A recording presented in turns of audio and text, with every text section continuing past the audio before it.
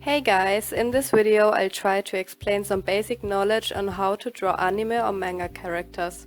But before that, I quickly want to say thank you for over 50 subscribers. I actually wanted to make a separate video about it, but at that time I was in bed, struck down with a cold, so yeah. But still, I want to say I'm really grateful for your support and the nice and helpful comments I'm getting. Thank you. Now let's jump right into the video. First, I want to say that this tutorial video doesn't state facts of do's and don'ts. It consists of my own experience. I just state some tips that I think might be useful to know. It's totally up to you if you want to try any of them. Okay, with that said, we are going to look at the most basic part of drawing manga now, which is a front-facing head. Just as my profile picture, as you might have noticed. I am drawing on my tablet, but of course you can also apply these tips on traditional drawing. I actually start most of my drawings with a circle and work from there. We want our face as symmetric as possible, so a guideline from top to bottom will help.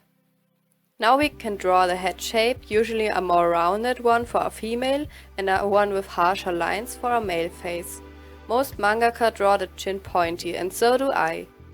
To position the eyes correctly, I draw another guideline, this time going from the left to the right, roughly in the middle of the head.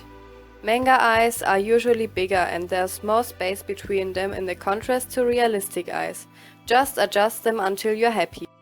Everyone has a different technique on how to actually draw their eyes. It helps to read manga or look at other artists' work to get an idea on how you want to draw them.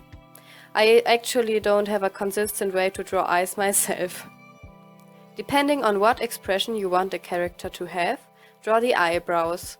Most of the time they only consist of a single line. I gave my character a rather neutral expression. Add the ears about the same height as the eyes. The nose in manga faces is typically small or even just a dot. I usually draw 2 dots or short lines to make it look like nostrils. Lastly, the mouth. Now, there's that thing you might have noticed where there's a small blank space between the mouth, but people are making memes about it, so I stopped doing that at some point. But if you like how it looks, you can do it, of course. Placing the mouth directly under the nose makes the drawing look cute, but I advise to experiment a bit. Experimenting sometimes can lead to mind-blowing results. And that's how you draw a front-facing head. Now remember the guidelines I used? To draw a head facing down, up or sideways, you can just adjust them so it's easier to do so. You also have to keep in mind how the shape of the head changes in each position. You can easily use your own face as a free reference. Let's go on to poses and anatomy. Now here's the thing. To achieve a good pose in the right perspective, you need to practice, and I mean a lot.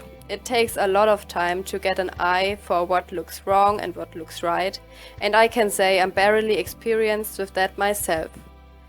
But if you want to shorten it up, I've got a tip for you. Use references.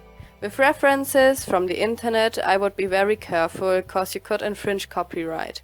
Maybe ask a friend or family member to pose for you. Or use one of these jointed dolls you can get in art stores or the internet. If you search a bit, you can even find ones with different body types. You can even get just a hand, which I feel I really need. Speaking of hands, here's another tip if you're drawing your poses. Don't hide your character's arms behind their back or something like this just because you're scared of drawing hands. I know, it'll sometimes ruin the drawing cause drawing hands is so hard. I'm struggling with this problem myself for all the time. But when every character has the same pose, you will end up learning nothing. So just go wild with your posing and draw the hands as best as you can, or even don't draw them at all, it's up to you. If you want to concentrate on improving your poses, that's fine of course. Just do whatever you want to do. So that's it all for now this time. I hope you were able to learn something from this course. I'm not that used to explaining stuff. Again, thank you for your support and see you soon!